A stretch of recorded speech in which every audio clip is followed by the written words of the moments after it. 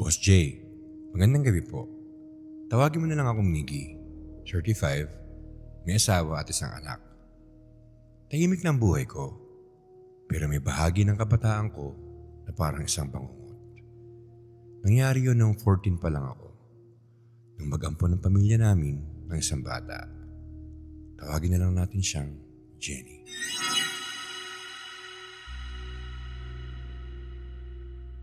(2004) Solong anak lang po ako. Tawagin na lang natin ang mga magulang ko na Nanay Tess at Tatay Raul. Akala ko sapat na kami.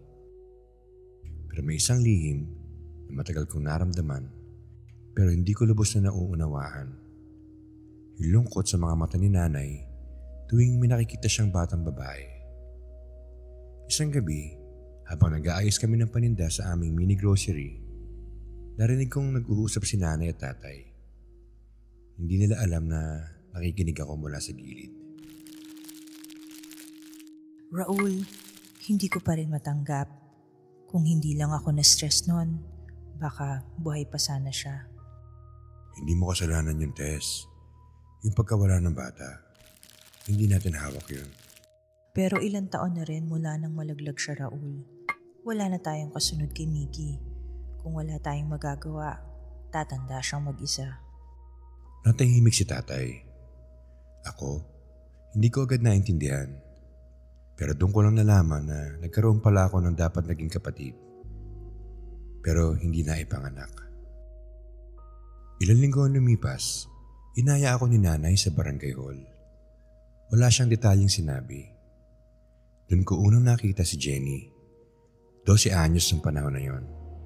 Payat, mahaba ang buhok, at tahimik lang na nakaupo. Kasama niya ang isang social worker. Iniwan po kasi siya ng tiyahin. Wala na rin siyang legal guardian. Kaya kailangan niya na matitirhan. At kayo naman po ang naisip ko kagad.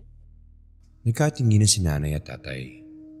Kita ko agad ang ninding sa mga mata ni Nanay na para bang matagal na niyang hinihintay. Raul, baka ito na ang sagot. Matagal ko nang dasal na magkaroon ulit tayo ng anak. Kung makakabuti para sa'yo at para sa atin, sige, gusto ko lang maging masaya ka. Tumingin sila sa akin, para bang naghihintay na reaksyon ko. Pero dahil bata pa ako nun, hindi ako makasagot. Miggy, magkakaroon ka na ng kapatid.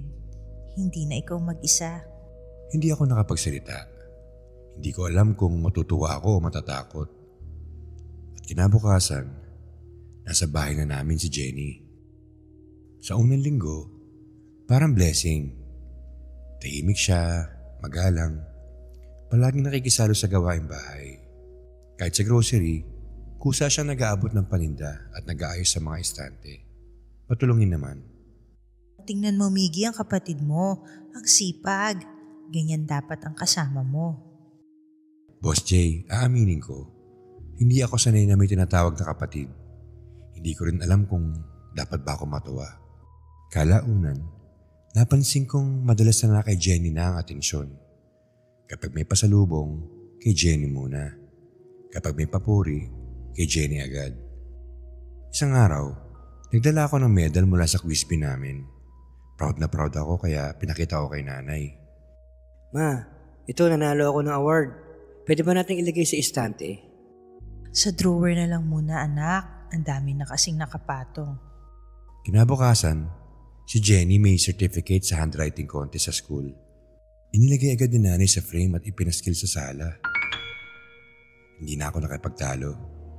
Pero ramdam kong unti-unti ako naaalis sa sentro ng tahanan namin. Isang gabi, naalimpungatan ako. Gumising ako para uminom. Naabutan ko si Jenny sa kusina. May kandila at isang platitong may asin sa mesa. Jenny, anong ginagawa mo? Pamahiin lang, kuya. Pantaboy ng malas. Pagkasabi niya nun, tinakpan niya agad ang kandila. Pero hindi ko makakalimutan ang tingin niya na parang alam niyang nakita ko ang hindi dapat.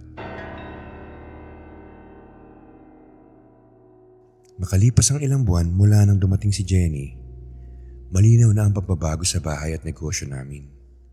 Kung dati, nakatutok si nanay at tatay sa mini grocery, maayos ang oras sa pagbubukas, hawak nila ang daloy ng pera, at mahigpit sila sa pamamahala.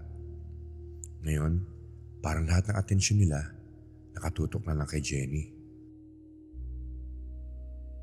Meron kaming 2 regular na empleyado sa tindahan. Si Kuya Nardo, tagabuhat at tagaayos ng mga bigas at soft drinks at tumatayang gwardiya na rin. At si Ate Lisa, ang cashier at tumutulong sa inventory. Sanay sila sa disiplina ni nanay. Pero nang dumating si Jenny, napansin ko agad na tila nagbago ang trato ni nanay sa kanila. Si Nanay Tess, na dati ay istrikta pero patas, parang biglang naging pabaya. Kapag si Jenny na ang humihiling ng kahit ano, magandang notebook, cellphone, mamahaling sapatos, uunahin niya yun kaysa sa pagbabayad sa mga supplier namin.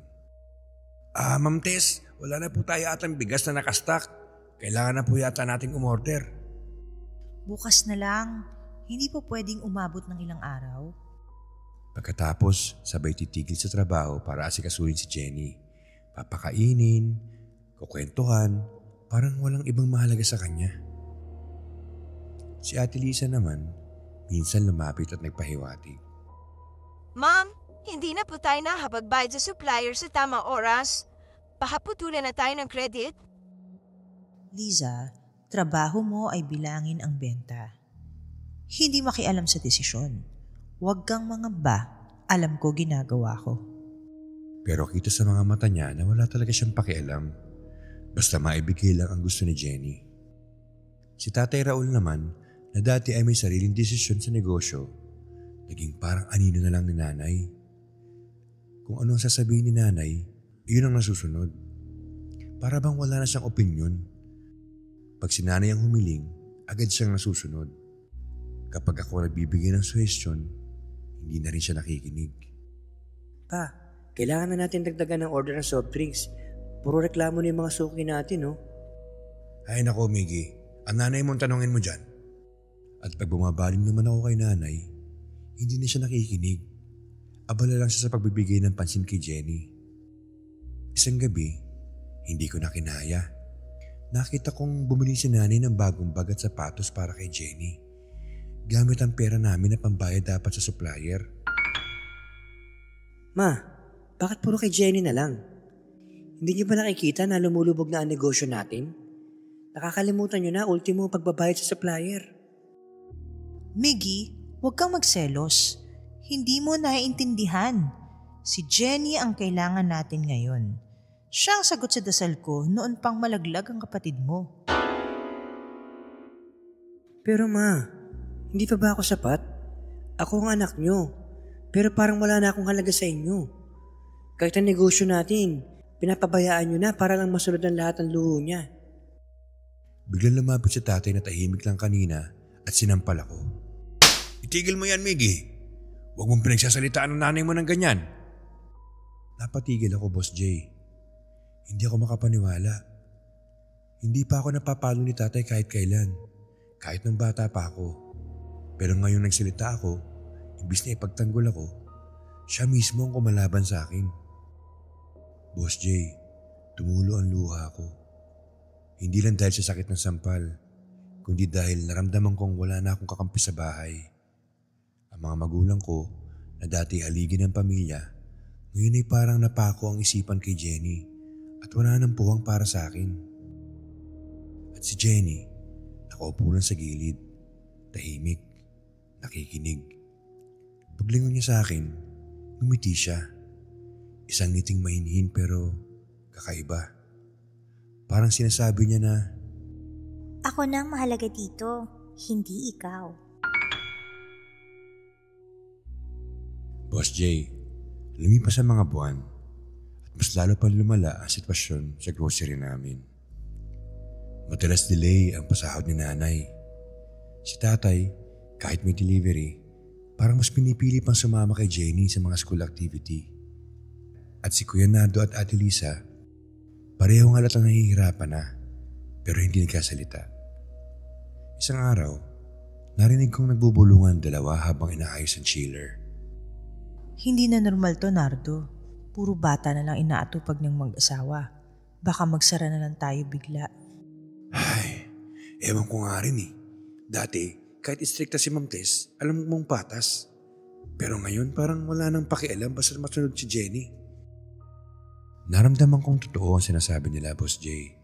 At mas lalong bumibigat ang dibdib ko kasi alam kong wala silang lakas ng loob para sabihin niya ng harapan kay nanay.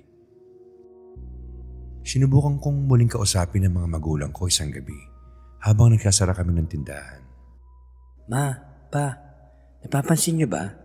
Nawawala na ang mga suki natin. Hindi na tayo nakakapagbayad ng supplier. Kung ganito po, baka magsara na tayo. Miggy, wag mo nang pakialaman yan. Hindi mo alam ang mga sakripisyo ng magulang. Pero ma, hindi niyo ba nakikita? Pati ako hindi niyo na pinapansin. Parang si Jenny na lang ang anak niyo. Tama na! Lagi ka na reklamo.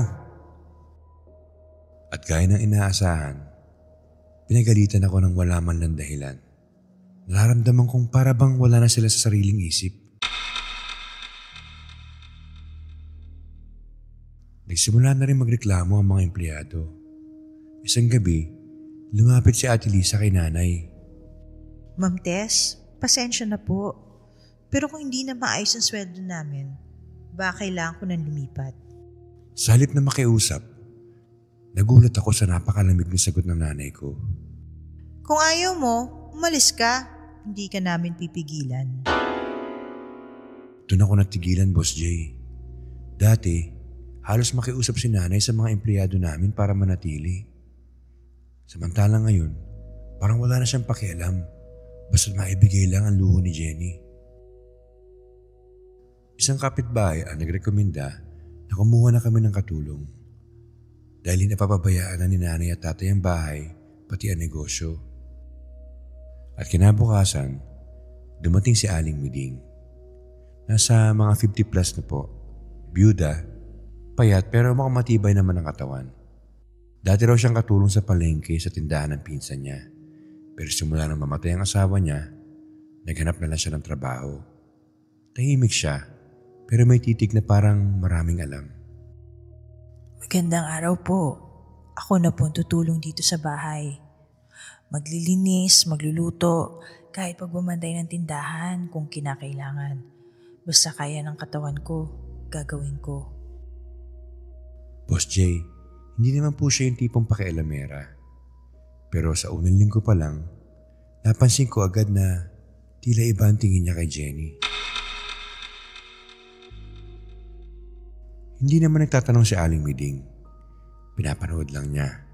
Para bang nag-oobserba kung paano lagi si Jenny ang nagkasali ng tubig para kay nanay at tatay. Kung paano biglang nagiging masaya o maamo-maamo ang dalawa pagkatapos uminom. At kung paano lagi nakaupo si Jenny sa tabi nila.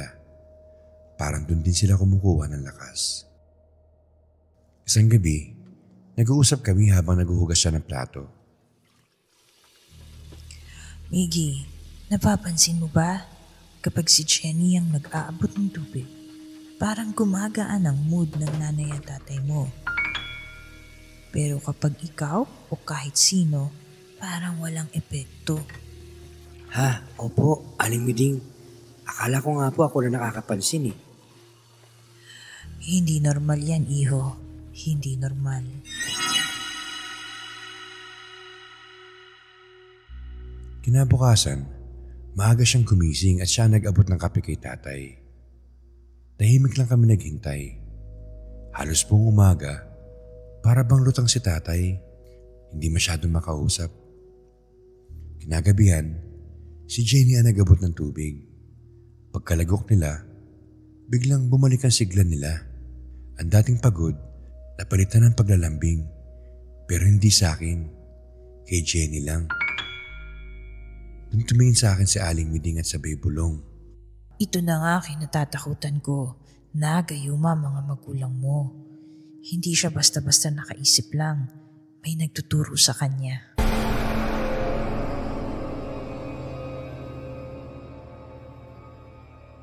Sa mga sumunod na linggo, Tuloy-tuloy ang pag-oobserba ni Aling Miding. Tahimik lang siya at hindi direktang kumukontra. Pero ramdam ko, bawat kilos ni Jenny, tinitignan niya na mabuti. Kapag may inumin para kay nanay at tatay, nakatingin siya kung sino maghahanda. Kapag si Jenny ang mag-aabot, sinusulat niya sa maliit na kwaderno ang oras. Kapag ako o siya nag-aabot, sinusulat din niya. Nakita ko minsan nakapaloob sa tala niya. Kapag si Jenny, masigla at maamo ang mga magulang ko. Pero pag hindi siya, parang pagod at iritable. Isang hapon, sinamahan ko si Aling Miding maglinis ng kwarto ni Jenny habang nasa school pa siya. Maingat niyang iniangat ang kutsyon at doon namin nakita ang isang maliit na tela. Mahigpit na binuhol at sa loob may buhok at isang piraso ng tela na amoy pawis. Buhok ni nanay ito. Pati tela ng damit ni tatay. Ginagamit bilang pantali ng loob. Hindi ito gawa ng bata lang. May gumagabay sa kanya.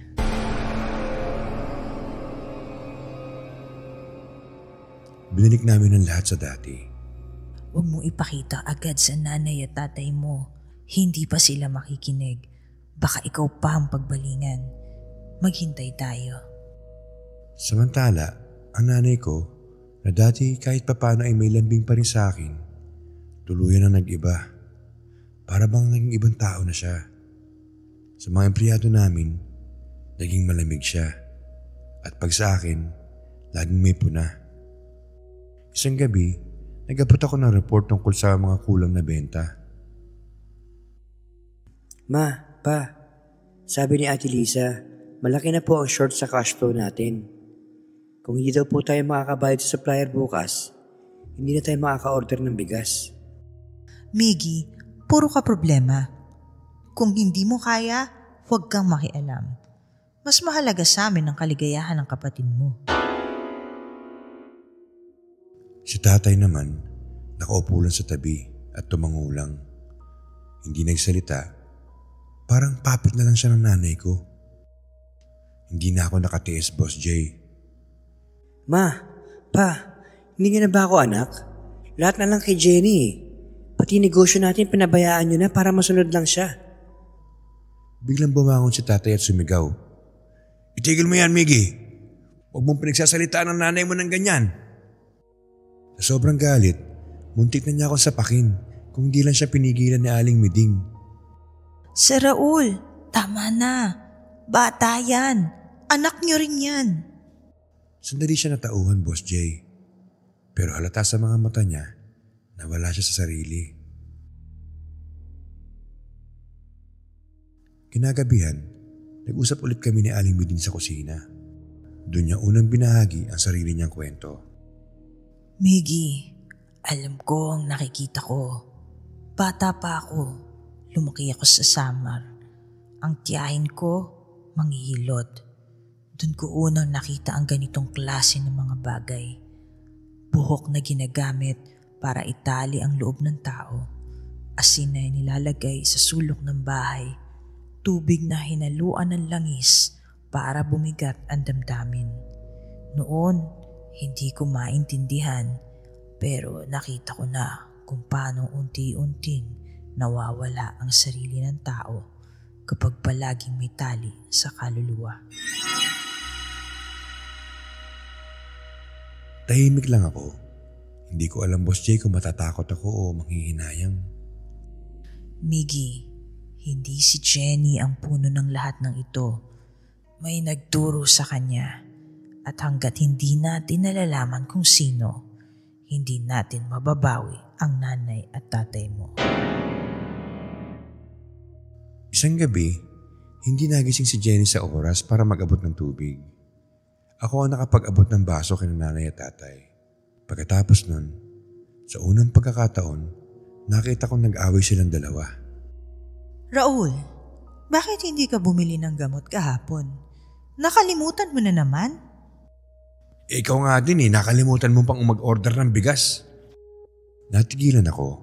Para bang sandaling bumalik ang dating normal na sila. Nagtatalo, may sariling isip.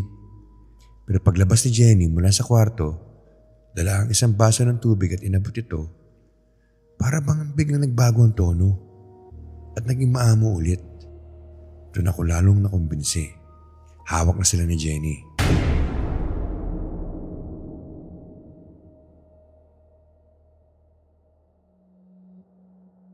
Pagkalipas ng ilang linggo ng tahimik na pagmamasid, lalong lumala ang sitwasyon. Halos hindi na nagbubukas ang tindahan sa oras. Nawala na ang mga suki namin at halos wala na kaming benta. Pero parang hindi yung iniintindi ni nanay at tatay. Basta kasama nila si Jenny, masaya sila. Isang hapon, lumapit sa akin si Aling Miding habang nag-aayos kami ng kariton sa likod. Miggy, hindi pwede na puro obserbasyon lang tayo. Kailangan natin ng patunay. Kung makikita mo mismo, baka matauhan ng nanay at tatay mo. Tumango ako. Kinabukasan, na nasa school si Jenny, pumasok kami sa kwarto niya. Maingat si Aling Miding at para bang alam na niya ang hahanapin. Sa ilalim ng kutsyon, may nakatagong maliit na tela na mahigpit ng pagkakabuhol. Binuksan niya ito at nakita namin may buhok na kay nanay galing at peraso ng sando ni tatay na amoy pawis. Sa ilalim ng aparador, may maliit na bote na kulay dilaw ang laman at sa isang sulok, may papel na may guhit ng bilog at tuldok. Mga simbolong hindi ko maintindihan. Nanlamig ako. Hindi na ako nakapagtimpi. Nang dumating si Jenny, hinarap ko siya sa harap ni nanay at tatay. Jenny, nakita na namin ang mga gamit mo. May buhok ni nanay, ang damit ni tatay. Tinatago mo sa ilalim ng kama mo. Anong ibig sabihin nun? Nanlaki ang mga mata ni nanay. Si tatay, nagalit agad. Miggy, anong pinagkasabi mo? Bakit ka pumasok sa kwarto ng kapatid mo? Pa, bulag na ba kayo? Hindi niyo ba nakikita kung paano kayo nagbago? Hindi niyo na rin ba ramdam na parang wala na kayo sa sariling isip niyo? Dahil yan sa kanya. Miggy, tigilan mo yan. Wala kang karapatang akusahan ng kapatid mo. Lumingon si Jenny. Hindi siya galit. Hindi na rin siya nangatwiran. Umiyak lang siya. Kuya, hindi ko naman ginusto. Natatakot lang ako. Sabi ng tiyahin ko, kapag hindi ko to ginawa, iiwan niyo rin ako. Kagaya ng ginawa sa akin ng ibang tao. Natahimik ang lahat. Sino nagturo sa'yo, Jenny? Si Tia Lagring, sabi niya, kung gusto kong hindi na ako iiwan, kailangan kong itali kayo. Kailangan kong siguraduhin na mahal niyo ako, na hindi niyo ako pababayaan. Nanlumo ako. Hindi ito imahinasyon lang. May totoong taong nagturo sa kanya.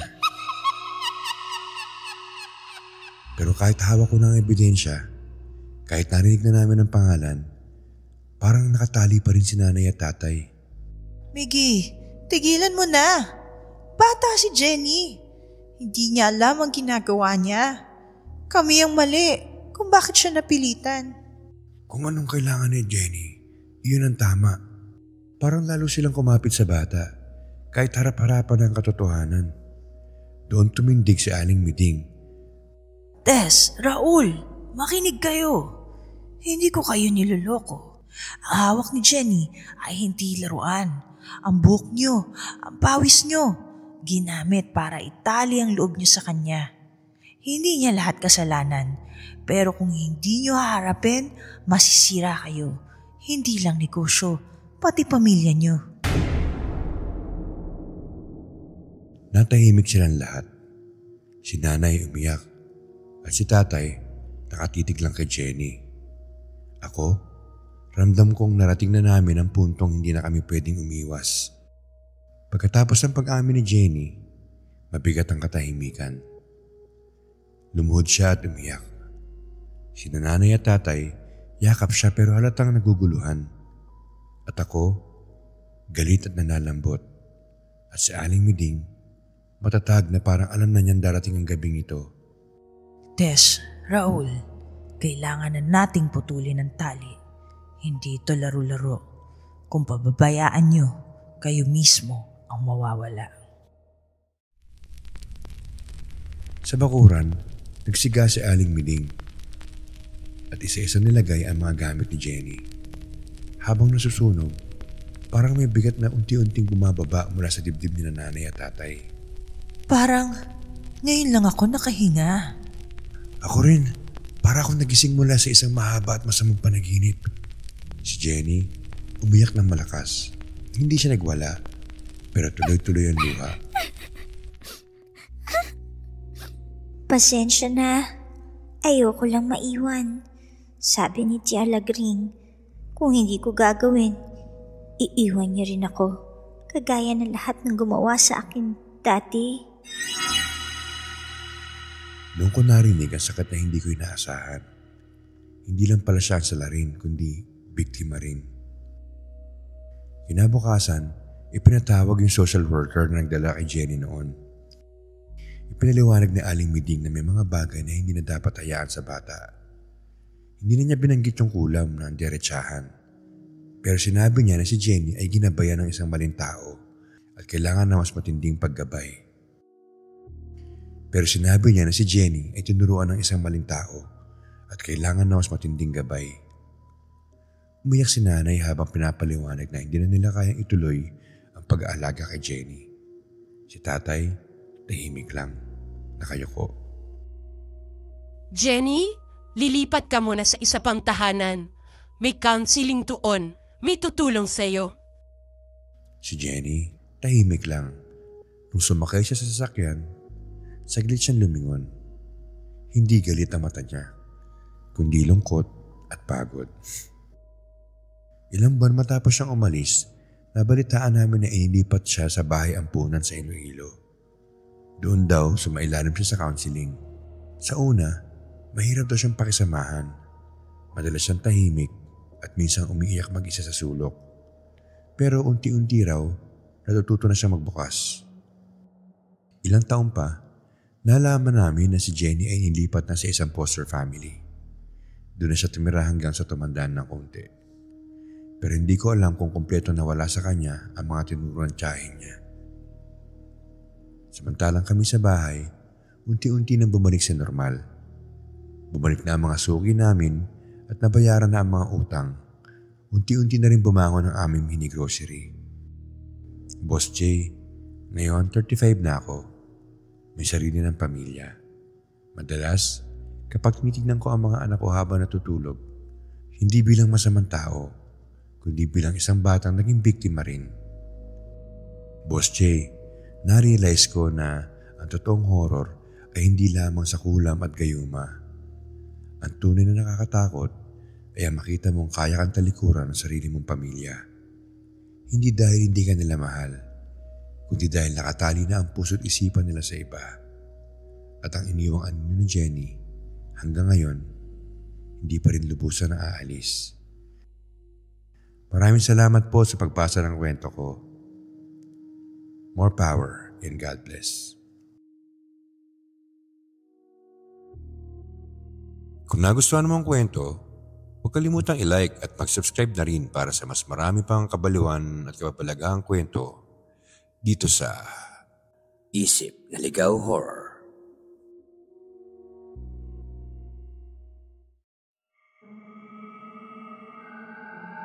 May nakakakilabot na kwento ka rin ba o karanasan na mahirap ipaliwanag?